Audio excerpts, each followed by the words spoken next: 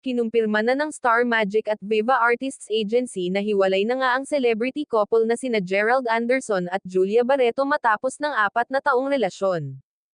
Narito ang official statement ng Star Magic ang namamahala sa karera ni Gerald. Star Magic confirms that Gerald Anderson and Julia Barreto have mutually decided to end their relationship.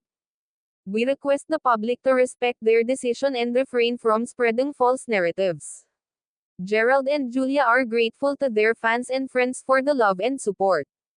Ito naman ang official statement ng Viva Artist Agency na namamahala sa showbiz career ni Julia. On behalf of our artist, Viva Artists Agency confirms that Julia Barreto and Gerald Anderson have mutually and amicably parted ways for some time now.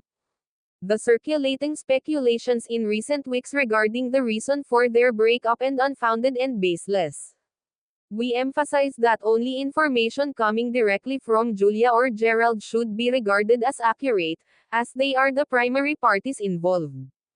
Any other claims are merely attempts to ride on the issue or to spread false information. Kung matatanda ang buwan pa ng Hunyo ngayong taon, kumalat ang balitang hiwalay na ang dalawa pero mariin itong pinabulaanan ni Gerald sa mga panayam niya sa online shows ni Tony Gonzaga Soriano na Tony Talks, kay Julius Babaw sa Unplugged, at kay Melay Cantiveros sa One on One, kasabay ng promo ng serye niyang Sins of the Father.